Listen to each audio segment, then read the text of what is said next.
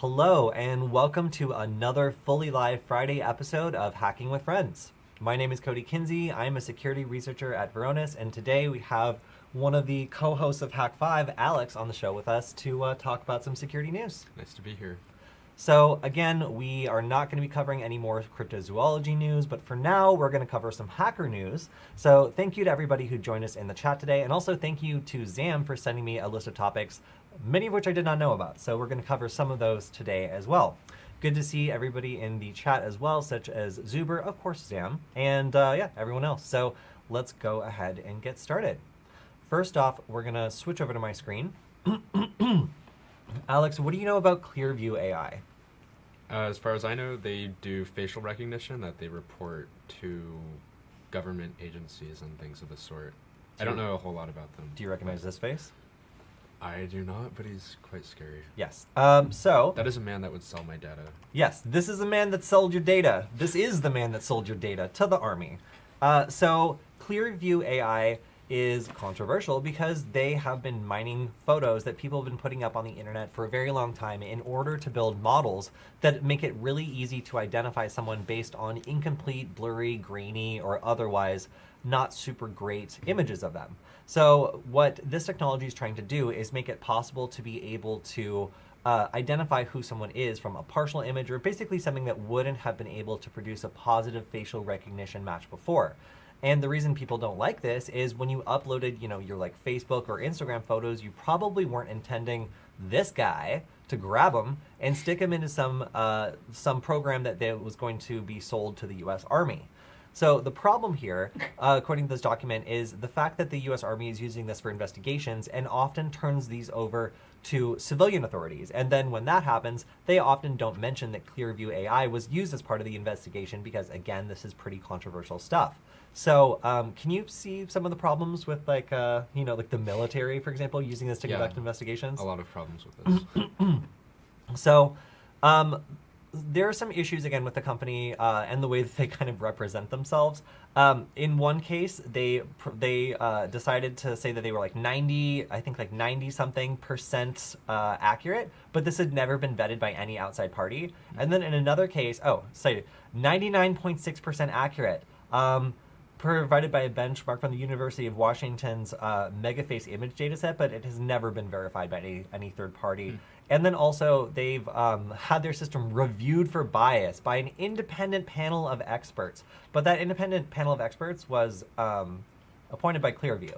So it doesn't really actually seems that many people have looked at this. And of course they've also put the results of some of these tests or other things they've done to try to prove how benign or accurate or whatever this technology is, and then immediately rip them down later. So there's been a lot of very sketchy things this company has done around facial recognition technology, and the fact that the military is using them for investigations is basically an admission of the fact that, stealing everyone's social media images, compiling them, and then making a product out of it was apparently a good idea, because even though everyone doesn't want that to happen, it looks like people are perfectly willing to buy the result. And even though this company is controversial, there's no issue if there's some sort of perceived benefit that could be got from it. Although, again, in this case, it seems like most of the third-party or independent verification that was done was either paid for by Clearview or otherwise just kind of a PR stunt. So, not very transparent company selling very controversial scraped data or derived products to the government to then be used to send people to jail. That sounds fun. So do they cache so do they scrape a whole bunch of social media and then cache just random faces to compare it to if they detect cybercrime or something? So no, so basically what their product is supposed to do is provide a search service where after going through and scraping all these data of all this data of all these people, it's supposed to be able to take these images that are again, too blurry, too otherwise not clear to get a match, and use all these different images of all these different people to probably build some sort of model of what they look like from all these different angles, and then be able to more accurately recognize them from a variety of different angles, a variety of different positions, that traditional facial recognition might not be able to do because it's working on a more simple data set. In this case, if you just have an absolute ton of images of a person, then you can build a better model. But typically people like consent or some sort of due process. If you give your If you give a photo of yourself to the government, then like, okay, maybe there's some expectation they process it. But if you upload it onto social media, then it's a little bit different. Like, you're not intentionally providing Clearview with like 700 photos of yourself. But if 700 photos of you are out there, then they can train a model on 700 different varieties, and it makes it really, really terrifying. Yeah, kind of like, basically it means that if this technology works the way that it says it works, it's terrifying. And if it doesn't work the way that it says it works, it's still terrifying because the people who are buying it and using it think that it works that way. So, I don't know whether I want to hope that this is just like a company that's like doing like a Theranos, or if it's a company that's actually, like delivering a product that is this unsettling. But it is really unfortunate to see it being used in criminal investigations. And also it's unfortunate to see police officers and other people involved in criminal investigations trying to hide or minimize the role of this company in investigations, the same way that we saw with like Stingray devices, where they would deliberately omit it from investigations and find other ways the evidence like could have been found or could have been gathered, which is clearly not ethical and probably illegal on some level, but it was done in order to protect the technology that was doing all this crime fighting. And in the same way, that's the issue here. You never know if this potentially fallible and not very independently vetted technology could lead to real legal consequences for someone. And, we see false matches for facial recognition all the time using a variety of different systems. Just because this one was like unethically sourced, like doesn't really make me think it's going to be that much better.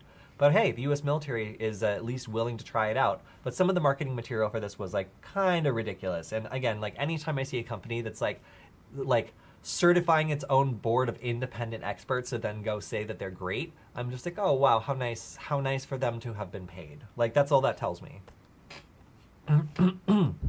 Okay, so let's go ahead and move on to the State Department being hit by a cyber attack again.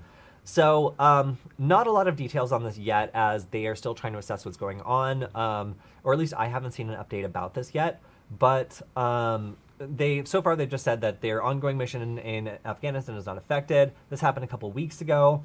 And interesting to note that the Senate Homeland Security Committee gave the department a D in their cybersecurity, citing it as ineffective in 4 of 5 function areas. So, I'm not talking smack here. I'm just literally reading this report that their own, oversight agency did for them. It's pretty concerning that like something that high level is so insecure.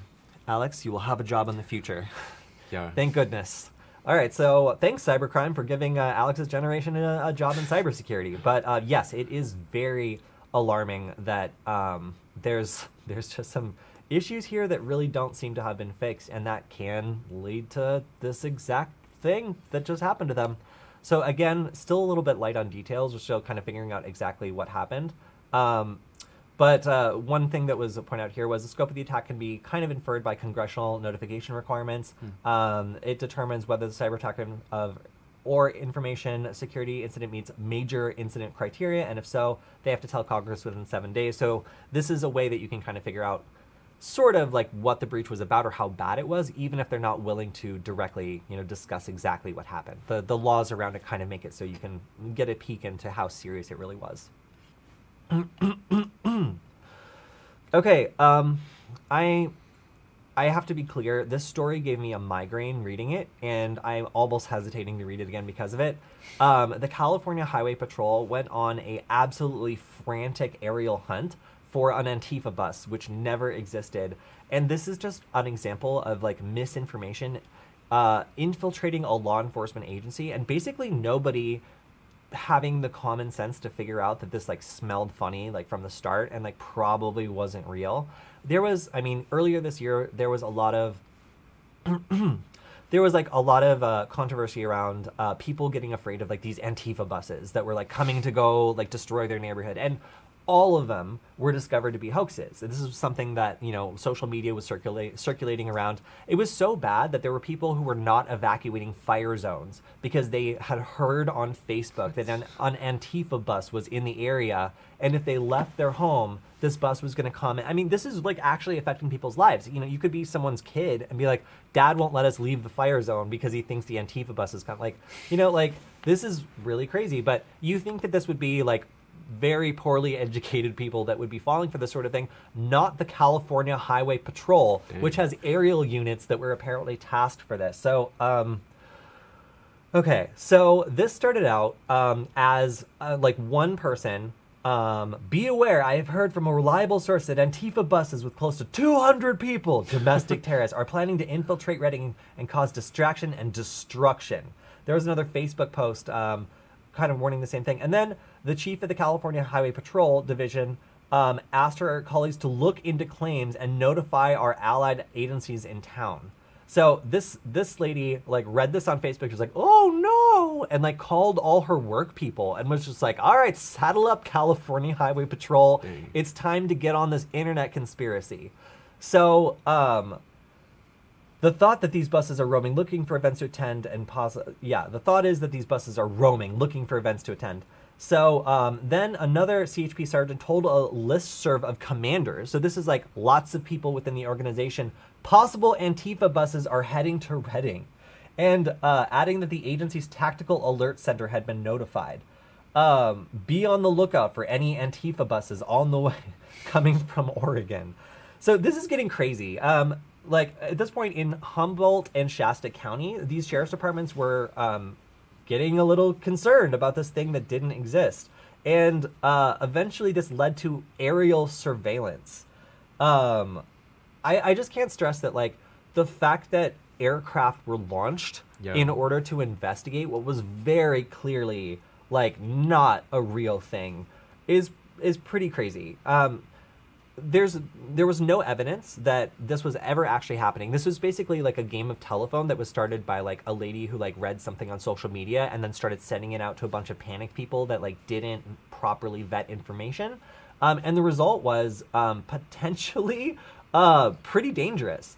I mean, like, if you have people thinking there's an emergency, wasting resources, and also like coming in hot, like expecting to be in a fight with a bunch of confrontational people, you know, it's really scary here that the police, as the article says, lacked basic social media literacy. That's a great subtitle. Yeah, like basically, like once you graduate from high school, like it's kind of hoped or expected that you would be able to take a piece of information that's like sensational but like obviously false, or at least reasonably false, and be able to like do the work to determine whether or not a real emergency was happening. But in this case, an entire agency started flipping out because basically they were abusing their internal communications process for spreading conspiracy theories. So if you are an agency with like aircraft and lots of guns and vehicles and stuff, then like it's really critical, obviously, that like dumb internet conspiracies not consume massive amounts of your time. I understand you could be bored, but like it doesn't mean that you need to start performing aerial surveillance for things that aren't really there. A CHP unit conducted a short search for buses. However, they were unable to locate them. What a huge surprise! I wonder why. No suspects were surveilled, contacted, or apprehended, and no threat was identified. The Antifa bus mission was a 12-minute event. So at some point, they also said that they had confirmed buses in Reading, which really made this entire thing a lot worse. But these like baseless right-wing social media posts that eventually turned into real action by like a California law enforcement agency just show that nowadays this sort of disinformation has real consequences. And if these hyped up, like scared officers were to encounter a bus full of people who might look like they could belong to this, it could make them think they were in a much more dangerous situation than they really were. So this is just sad. And again, the migraines coming back, like having read all these details. Please like check out this story if you guys want to see how some of this propaganda can really actually have real world consequences and how dangerous this sort of stuff can be. Obviously this sort of like kind of like influence of paranoia within like police agencies. Like this is the article kind of goes into some of the training that these officers have gotten. A police newsletter called the NorCal Sheepdog, talking about off-duty safety, is talking about how in the era of anonymous Antifa and BLM, you have to constantly be paranoid and basically always be ready to be attacked. Maintain vigilant threats for watch off duty, always be armed, train with your off duty, prepare for the possibility of building a victim, and always be paranoid. Like, I'm not gonna say don't watch out for yourself, but like amping people up to make them think that everyone is gonna fight them and then telling them the Antifa bus is on its way is a great way to make people panic.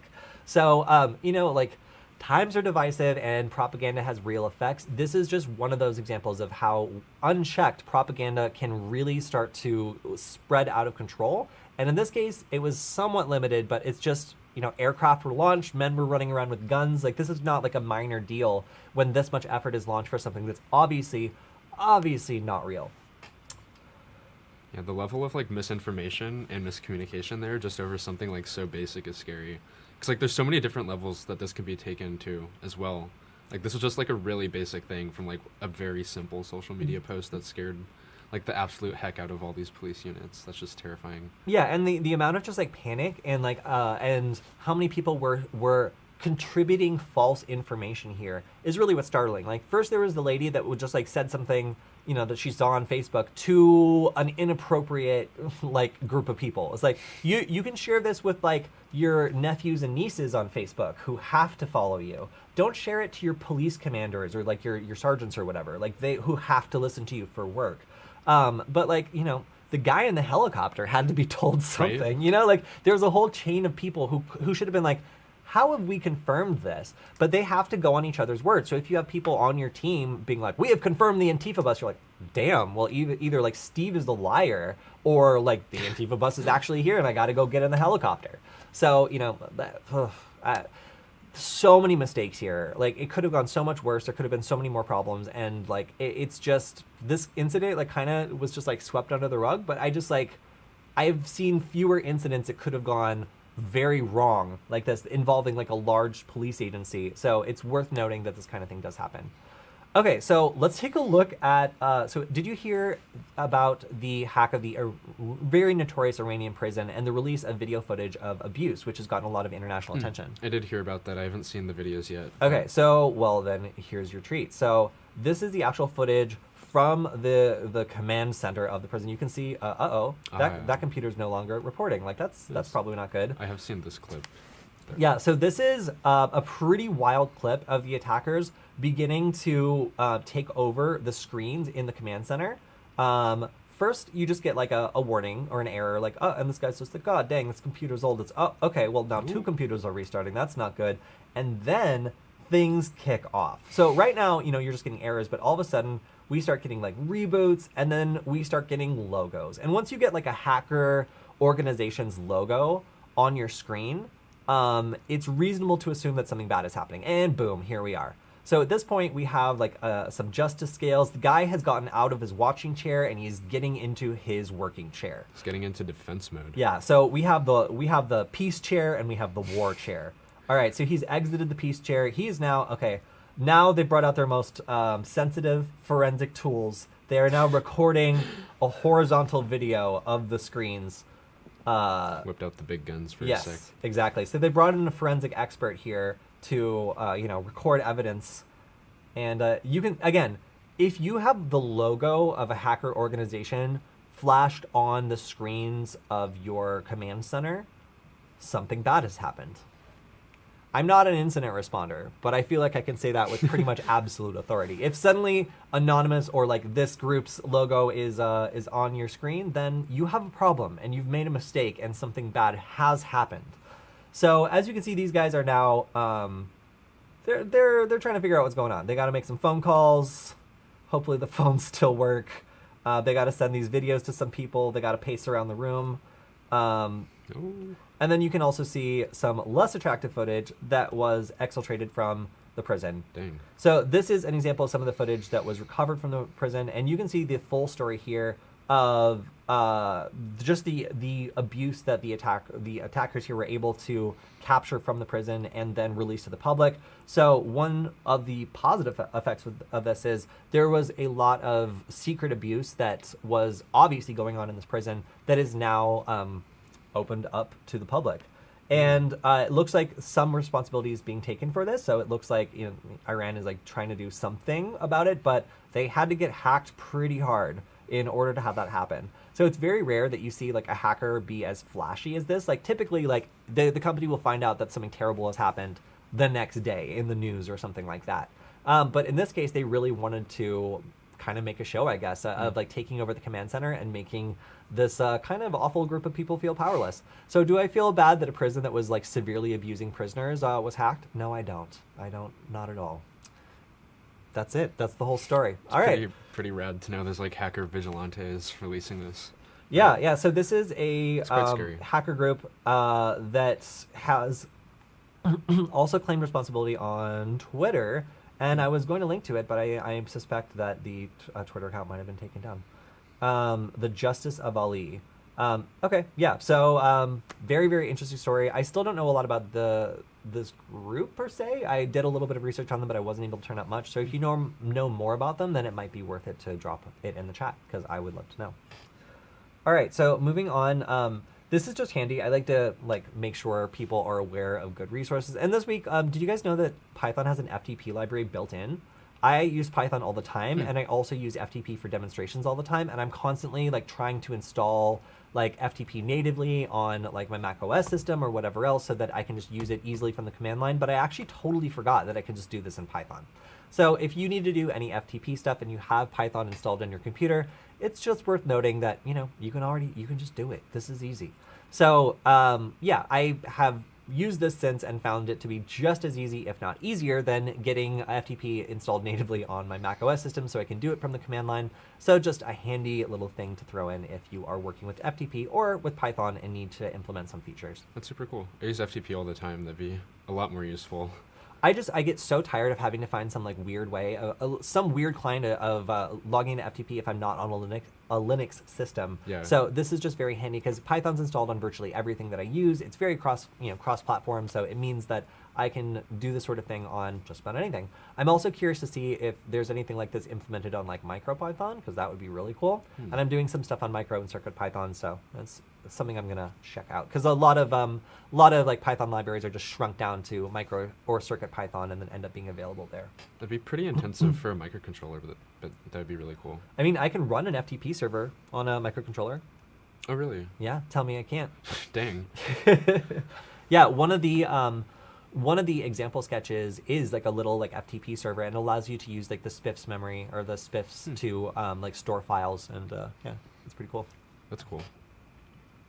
Is it fast? Probably not. So this was an interesting story about open source Insulin, and this is such a big story. I probably can't go too much into it. I would invite you guys to check out the Hackaday article, but the kind of high view here is insulin is artificially expensive. Right. There's no real reason for it to be as expensive as it is, and there's a lot of people that are attempting to find out ways of making this cheaper. Now, this whole effort and the group behind it is really admirable, but also it is kind of vulnerable to insulin companies actually going after them. So it's really interesting to see that there's a group of people that are trying to do everything you need to just create insulin in a more distributed fashion, but it could also be shut down by the people who make insulin if they decided to try to squish this. And they have every incentive to. It's obvious that people who need insulin, need insulin, but these companies also really want to make money. So if they are willing to keep insulin prices high by going after this open source foundation, then yeah, that would be a pretty lame thing to do. So anyway, this is kind of still in its infancy. If you want to check this out, I just thought it was a really interesting project and deserved a bit of a shout out because you see a lot about open source stuff, but very, very rarely about open source medical stuff. So this was a really cool story. All right, so now we have the Mirai botnet is attacking a bunch of routers. So routers are often one of the first things to go when they have a serious vulnerability because they're connected directly to the internet. So it means it's pretty easy to access them if there's anything that's internet facing that's wrong with them. And in this case, it looks like there was. So we now have hundreds of thousands of these that are under active attack from the Mirai botnet. There's a vendor advisory here if you want to read some more details, but if you have one of these, it might be a good idea to disconnect it from the internet. These are the affected versions, and yeah, it's the Realtek AP Router SDK is the affected project. So it's a buffer overflow, security risk high. You might expect that since it's actively being exploited. So yeah, sad little crab. Is an exploit specific to chips or running that software on their routers? It is specifically for okay, so it's for software on their router. So this is the Okay. Realtek AP router SDK. That's the issue. So the SDK, the software development kit, is going to be across a whole bunch of different router Right. products and families. That's always scary because it's like a ton of people probably have that, and one vulnerability would compromise like thousands of devices. Yeah, for us. somebody just got themselves a new botnet. Yeah. Cool. Do a trick. So, okay, we're still working on the war driving or war flying project, and I just wanted to give a brief update on that. We're going to be doing, I believe we're going to be doing some more Hack 5 videos on it, but the overall weight of this project so far is coming in at just 1 ounce. So if you're looking at creating your own like war driving module based off of really low cost components, then we've put together one that really doesn't require that much to do. You can buy from components you can find on Amazon really easily, and yeah, weighs about 1 ounce. And this actually has even some like one unnecessary component that we could probably shave down the weight a little bit more too. So yeah, of course this is not with the battery, so the battery adds a little bit to it, but you can pick like how big or small you want the battery to be. But there's a number of different drones that can carry this payload no problem. The DJI Mini 2 is a good example. But yeah, we're going to be working on making this even smaller and then showing you guys how you can use the data from war driving or war flying. It's just been a really cool project, and getting the weight down on this more and more to be able to make this able to fly on more drones is kind of our goal here, because the ability to put this virtually anywhere and having it be really small and light and also really cheap, so if it's destroyed or crashes then it's no big deal, is really the goal of this project. So stay tuned for more. You can follow me or Alex Lynn to see how this is going. All right, this has nothing to do with hacking. I just want you guys to tell me what these larvae are. Will somebody tell me definitively? They're in my pond, and If only we had a cryptozoology expert. yeah, is there a cryptozoologist here who can tell me what this pond larva is? So we have a little magnifier that we usually use for showing off like surface mount components and stuff like that. And we actually just took it and put it in some pond water to watch these. So I believe these are like midge larvae. They're just like little flies. They don't bite or anything, and they're actually kind of cute. So I got nothing for you guys here except worms eating algae. Sorry, larvae eating algae. I also called a worm scientist. I was like, worm scientist, come tell me what these are. And unfortunately, the person who replied was actually a worm scientist, and these are not worms. No, what yeah, are they then? they're What the larvae. heck? Oh, Yeah, that's so scary. I called the wrong type of scientist. I want to apologize to the worm scientist I summoned on the internet for wasting his time, because these are not worms. But they are cute, right? And they're not mosquitoes, so that's all that matters, because they're green. All right, moving on. Let's... All right, so we did a stream this week, which is pretty popular, on war flying, and a lot of people asked for the code. So I provided 2 different things that you can use if you want to try out visualizing this data yourself. You can do this in Google Colab. You can do this in Jupyter Notebook. It's really, really easy to do, and a Google Colab account is free with any Gmail account. So if you want to take a look at the mapping code, I pushed this to GitHub. You can take our data set and then use this exact code to visualize it in the same ways that we did. So all you need to do is take the, sample war flying data set, which you can find right here. Download this and upload it to your Google Colab instance, and then you should be able to just run our visualization code, which should generate a bunch of maps for you. So you can substitute in your own data, and if you want to follow along with our project, you can also create your own war driving device for just a little bit of money. I think it's like we were saying between like $15 and $30 to make one of these things. Yeah. And you can start analyzing it yourself. In this case, we were using it to identify the location of a couple of some people whose devices we were specifically looking for. But there's lots of different things you can do. Well, another thing we were talking about doing with this data is trilateralization. So being able to use the signal strength to try to find out from multiple contacts where a device actually is located. So, there's lots of different ways you can take the data and use it in interesting and unusual ways. We just provided some of the most basic examples of just plotting the location and creating a heat map and creating a cluster map. So as you can see, the code on this is pretty short. Just importing this and reading some of the data is only like 1, 2, 3, 4, 5, like 5 lines. And then plotting the location of all the data points is also really like not that much work. So if you want to check this out, if you want to do some visualizations yourself, again, it's really easy to get started with this. Python's very easy to do data visualizations with, and we've already done you the favor of cleaning up your data. So in this case, we originally had a Wi-Fi network that was called router, comma, I hardly know her. And because we were using a comma separated value, like sheet to store all this information, it basically read that comma in the Wi-Fi network name as like telling it that part of the thing was over and to move our entire column over. So it basically messed up our data because we couldn't import it anymore because we had some Wi-Fi networks that included commas. So like we fixed all that in this data set. You can focus on just visualizing stuff. Just realize if you were to recreate this yourself, then data cleaning is a thing, and you probably would not be able to upload your own data like straight to this without first like omitting some Wi-Fi networks that might have broken the parsing, unless someone were to upload their update their code to maybe parse for that sort of thing. Yeah, I have to fix that. I didn't add a thing that could scan for Escape or basically characters? basically just like clean the input, which is Yes. always problematic. And that's how Sanitizing input. vulnerabilities happen, like SQL injection and stuff like that. But Yeah. I mean, here it just like screws up our format. Yeah, so again, very, very fun example for mapping, and the data set, free for you to use, go for it. We recorded it, we don't care if you use it. So, okay, trilateralization is something you just mentioned. Can you explain what that is? Yeah, so it's basically when you have like 3 different locations where at each location you've gathered like say wireless reconnaissance on something. So you're able to grab like the signal strength of a certain device that's like somewhere in between the 3 locations that you've sort of scouted out. So like say for instance, I have these 3 points, there's like a Wi-Fi access point right in the middle of the 3 points that I'm gathering recon at. And basically I can get the signal strength at each of these 3 locations and use that in order to determine like where a certain device was spotted using like angles and stuff like that. Yes. And this doesn't necessarily just apply to signal strength either. You can also use this with GPS coordinates and distance.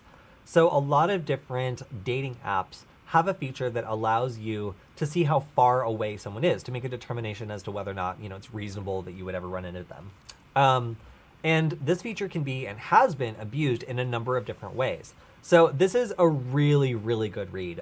It's a little like they do it in the form of like a skit kind of, where like the scenario is that like you think that you're like a co-CEO is going to the FBI to rat you out or whatever, and like you gotta use their Bumble account to track them down. It's fine, like it makes it funnier. So it's much better than like a dry technical read. So if you want to read this and go through and see like all the hilarious visualizations and like the characterizations, like it's really, really good. I highly recommend it. But high level, what they did here was take advantage of a couple things that have been previously taken advantage of in the past, but they kind of moved it further down the line. So let me explain. Originally, a lot of these social media apps, or dating apps, I guess you call them, would send you the exact location of the user that you wanted to like get the distance from, and your device would compare it to the GPS location on your phone and give you a distance. Now, obviously, if you just snooped on your own network traffic, then that means you could get the exact GPS coordinates of where someone was. So obviously that's no good. And that meant that they were leaking people's locations, so they stopped doing that. And now they basically do this on the server side, and they just provide you with a distance. And that's okay. However, you can do what Alex just said with that distance in order to get their exact location. So if I spoof 3 locations within a city and then get the distance to a user, and it's a precise distance, then I can basically figure out exactly where they are. That's scary. Right. So first we had the exact GPS location, so they got rid of that. Then we had the distance, and that was ending up being too precise. So they got rid of that too. So now the new behavior is it will round on the server side, like up or down to a mile or so.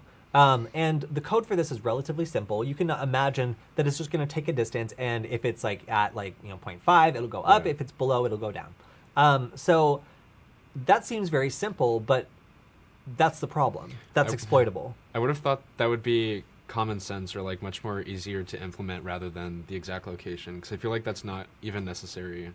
Well, I think for they were, something like this. I think they were trying to be lazy and like instead of having it be server side, they just pushed it out to users. But like in this case, it was just causing a privacy issue. So there's more here. Like frankly, like they also had to deal with some signature stuff. So before they could start dropping like fake locations, they needed to be able to modify requests. And this was they had to go through and reverse engineer this a little bit to find out some hard-coded variables and some hard-coded stuff that allowed them to actually send the request. So basically they were dealing with a signature generation algorithm that was like generating a signature that allowed the request to be processed. And if they didn't include this, then they were not able to, modify or forge a request to Bumble. So, but that's okay because they went through the code and they found out it was actually just MD5. Oh, nice. So yeah, so MD5 is well, you can explain what MD5 is. It's a hash that I ended up covering in one of my videos on Google Collab, and I showed how you can basically like reverse some of these hashes or take a crack at them. But I'm not sure what they're exactly using it here for. So basically, they're using it to generate a signature. So when you're going to send a request to the server, it would basically take that request, MD5 hash it, and then combine it with a hard-coded secret password. So like a salt. Like a salt basic, and then send that along with the request. And when Bumble received that request, they would take the request, check the signature, and if the signature and the request matched, then they would process it. If not, they would ignore it. And that's just to like keep people, like Michael, from like monkeying around in their system without a little bit more difficulty. So in this case, like they were able to make it just a little bit more difficult to like send these requests that would try to gather information about, where a particular person is. But it didn't really work that well because again, it's just MD5 Obviously. and you were able to look around in the code and find this and use it to generate your own requests. So, okay, what they were able to do then is use that rounding to actually figure out how to like catch the breakpoint of where, okay, so let me visualize this. So let's say that you are in a particular position and I'm spoofing a location trying to find where you are. I can keep making my fake location, keep taking steps like away from you until the distance turns from like 1 mile to 2 miles. Yeah. As soon as I find that breakpoint, I know that you are actually like 1.5 miles away, basically. I just realized you can do this virtually too by spoofing your location. Exactly. Which is terrifying. Exactly. So this is what we're doing. Now I need to find Alex, but the server is rounding up or down to the closest mile. So I know I can find when I'm exactly 1.5 miles away from him by finding the breakpoint at which the app starts or the server starts telling me, okay, this person is now 2 miles away versus 1 mile away. So it should flip at a certain point. If we can find this point in 3 different locations, then we have 3 different locations where we know the exact distance to the target, which means trilateralization.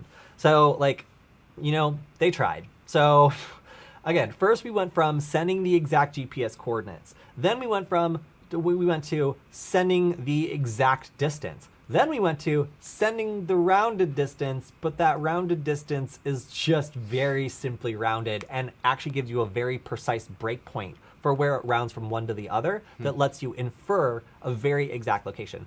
This is super smart. Honestly, I really like this. And of course, the end result is, they do this, they execute the attack in theory, and they find out that Steve was in fact an FBI agent or planning to sell it. So things look bad for our theoretical Steve, but things look good for our very real attack.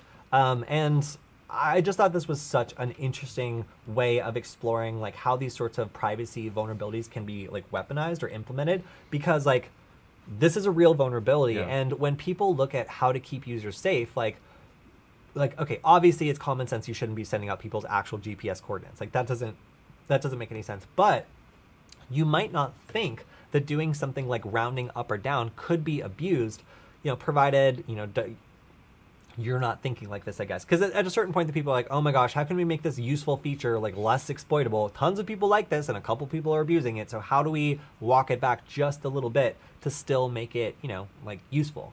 And in this case, they did something very simple, but because it wasn't very nuanced and it didn't really have the spirit of the problem in mind, it didn't work. So this, I believe that this vulnerability can be used in a lot of different things. Anything that gives you an approximate location, if you can spoof locations and then, start moving around to determine where the breakpoint and the rounding is, and that breakpoint is consistent, then it does give you the ability to defeat some of the privacy features that are built into dating apps.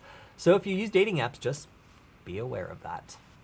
But yeah, this was just probably my favorite story of the week, because the way that they did everything was so brilliant, and the way that this ended up just working was really smart. Because if you told someone the way that the system worked and they weren't very security savvy, they'd probably be like, yeah, that sounds good. Like, how would you exploit that? But then these people managed to find a way to do it, and it's really smart. So definitely recommend reading the story by Robert Heathton.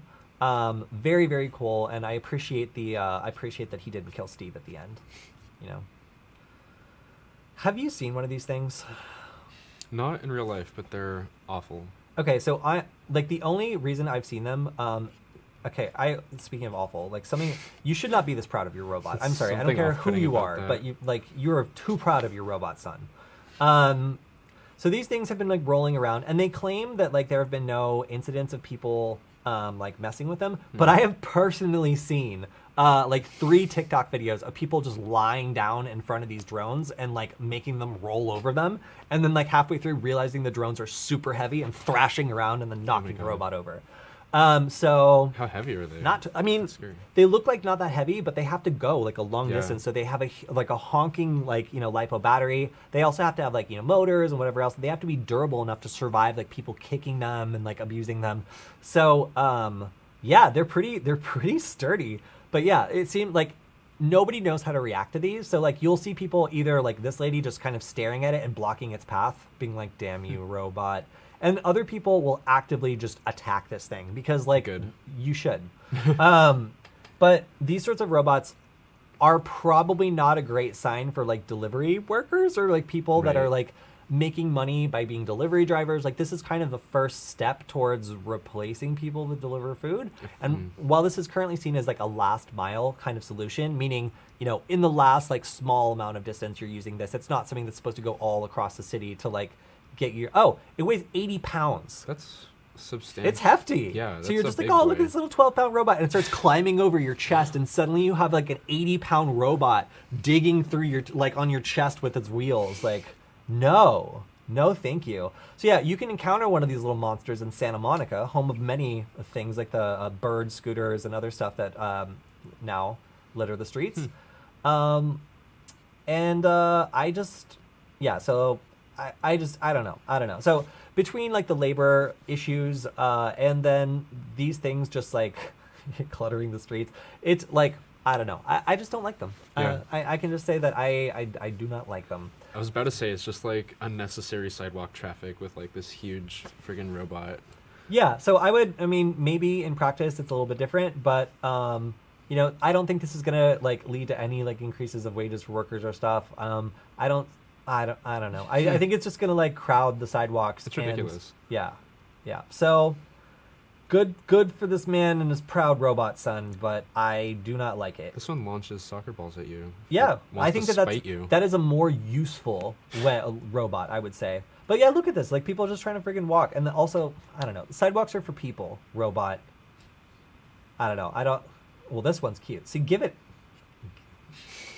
Have it giving me pizza inside, where it belongs, and displaying appropriate emotions, and I'm not so offended by it. But out here, this little armored up robot with its stupid flag, get out of here. This company also no to this too.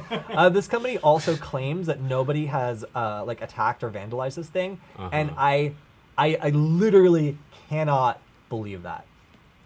I cannot believe it. So anyway, feel free to sound off on how you feel about these things. It's just, these things are replacing workers in various industries, and I just don't like them. I do like videos of people having this thing roll over them, though. So if you have any videos of that, please drop them in the chat, because I love to see them. All right. So we were talking about reverse location warrants, or geofence warrants. Can you explain briefly what that is? Yeah. Since you've had such good practice. So geofence warrants are warrants that can be not offered, but basically, Requested. yeah, they can be requested so that basically like Google can ask to see sort of like traffic or activity that's happened like in a specific area in order to basically pinpoint like what devices were nearby, when a certain event happened, what they were like looking at, looking up on Google, stuff like that. Yeah, so this will typically be like any Android. So let's say location history data sourced from information including GPS data and information about visible Wi-Fi points. This is really important. Your GPS could be off, and you could still have your phone be recording your approximate location by which Wi-Fi networks are visible, taking that information and sending it back to Google servers in order to geolocate you. People don't know that you need to turn this off in order to have that feature not be running all the time, but you are absolutely retroactively tracked downable by which Wi-Fi networks you were nearby, and turning off your Wi-Fi does not disable this feature. Interesting to note.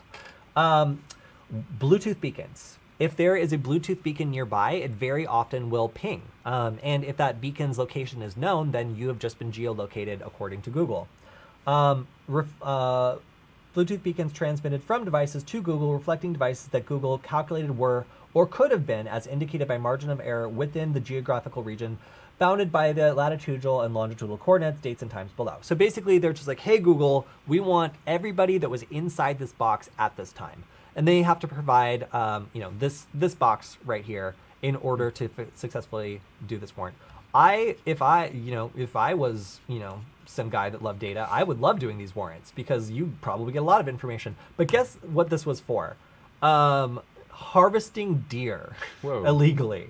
That's pretty cool, but scary still. Yeah, so basically they're just like, we can't figure out who's been shooting deer here, so we're just going to assume they're using an Android phone and just see if we can get them.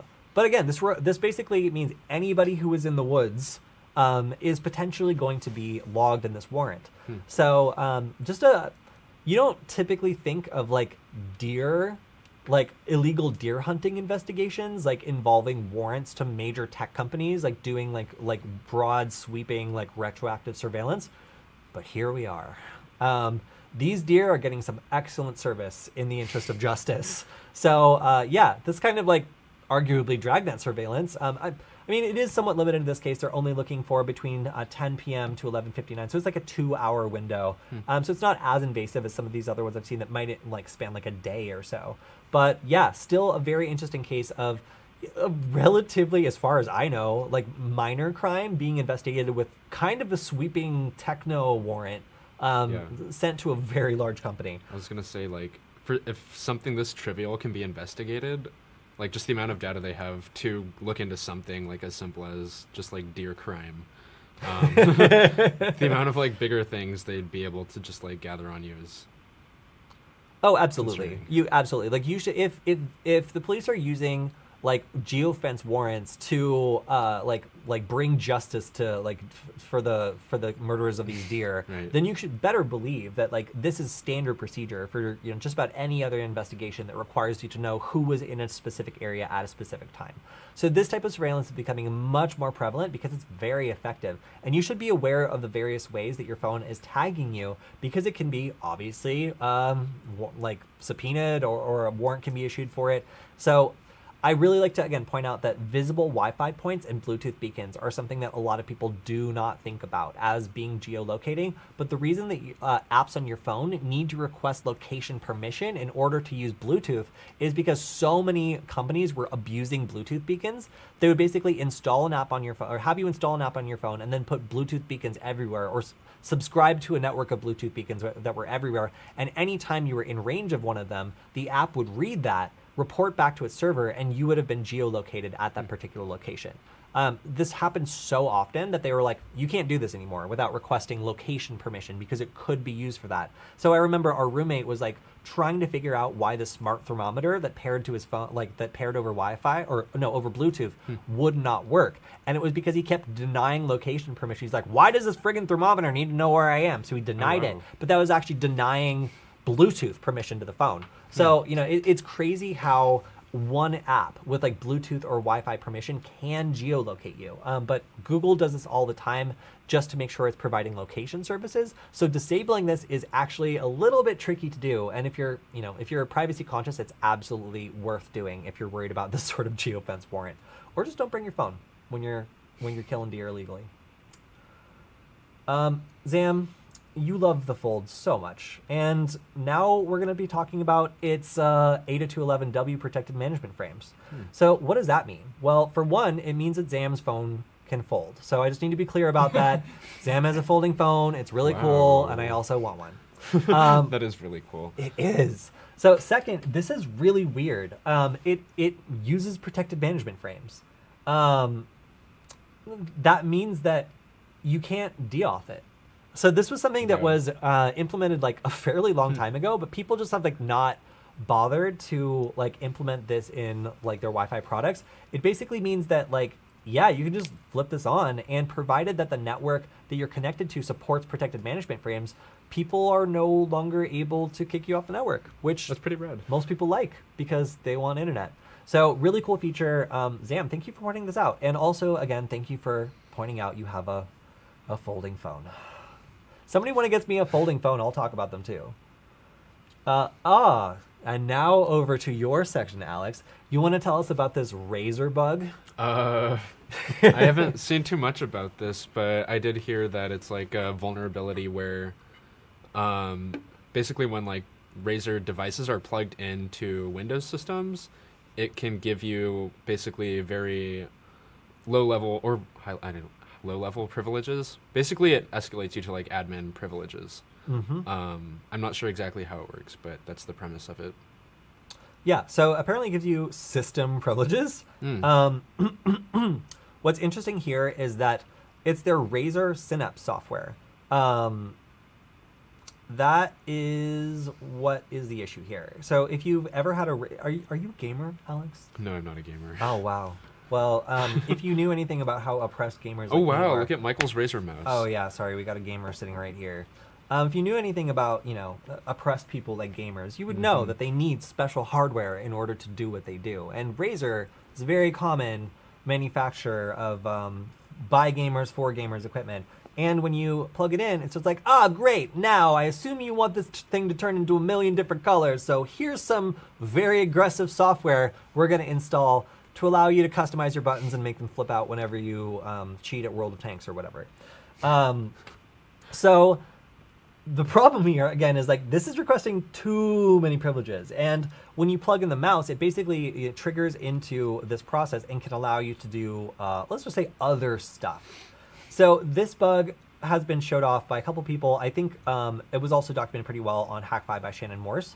So if you want to check this out, yeah, this is a very funny thing that happens when you force people to install like some configuration software that has too many privileges. Also, I love Will Dorman, so the fact that he's quoted in this article makes me very happy. Will, thank you for everything you do. And yeah, just like you plug in a USB and it automatically loads software, and then it has privileges, and also it's exploitable. That's a problem. So it looks like Razer's going to try to fix the vulnerability, but again, this goes back to the Razer like Synapse app, which I've had to install it before, and it is very aggressive. It's just like, all right, let's get this bad boy set up. I'm going to need to basically touch everything in your computer. We're good. Oh, and it's a good thing we're almost out of time because I'm almost out of battery. I'm at 10%, but that's fine because we've got like 4 minutes. All right, so this is something that you probably shouldn't brag about to your customers who just bought something thinking it was theirs. Samsung can remotely disable their TVs worldwide, using TV Block, a feature built into all products. Awful. Yeah, so of course, I guess like this was kind of sparked off by like a bunch of looting, which impacted some Samsung stuff, and they're just like, you know what? We're just gonna get rid of all this stuff so that if you bought a TV and we don't like you, or if you've stolen TV and we don't like you, then we can just turn that off, and then you have a big box of nothing. So disabling your product remotely is not a good selling point, because it means like we see like lots of cyber attacks where people will find a feature like this that's poorly secured and then just like kill like like thousands of products belonging to people. I think there was a remote wipe feature that some network attached storage manufacturer had implemented that then proceeded to be exploited. And like lots of people had their disks used as part of an attack and then completely overwritten because it was vulnerable. So could I see like a bunch of smart TVs being used in like some sort of hacking attack and then overwritten to obfuscate what had happened? Like, sure, like absolutely. Is this a good feature to brag about to customers? Definitely not. No, you're just like, yeah, that TV you bought, that's kind of like our TV, and you can use it. But if we decide that you shouldn't use it, we're gonna turn it off. It's like, it's a TV, guys. Stop.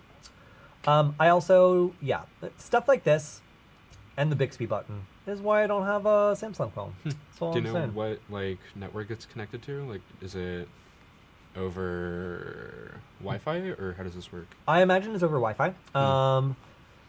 TV block. Samsung will be activating TV block on all televisions that's looted. A TV blocking system will be Yeah, it doesn't really say. I believe. I mean, if you never connect it to the internet, then you got a dumb TV. But at least you got a free TV. You know. And at least it's yours. Okay, so this is a story I still don't. Thank you to Zam for the story, but I got it like just before we went live. So Microsoft Proxyshell bugs might have been exploited. So this is something that you're definitely going to want to patch. There are CVEs that are currently affecting this, and I guess it's somewhat unknown whether or not this is currently being exploited. But the fact that it is pretty high severity and there are patches available means that you should probably get on that if Proxyshell is something that you use. Okay. So there is a Synology OpenSSL RCE vulnerability, but don't worry, guys. It's going to be patched in 90 days. Nice. It's funny when like a 0 day just like, you know, is disclosed, but then it's still a 0 day because the vendor doesn't have anything for you. So in this case, it looks like there's no public exploit code so far, but yeah, it's going to be a while until this is fixed. So that kind of lights a fire under the people who would, I don't know, want to develop public exploit code. Right. Knowing that there's a vulnerability out there, it's exploitable, and it's not going to be fixed for a while is not good. So if you have this sort of product, I would say update, but you can't. So instead, just be very careful. Just be vulnerable. Just be for very 90 days. Just you know, try to be comfortable with vulnerability.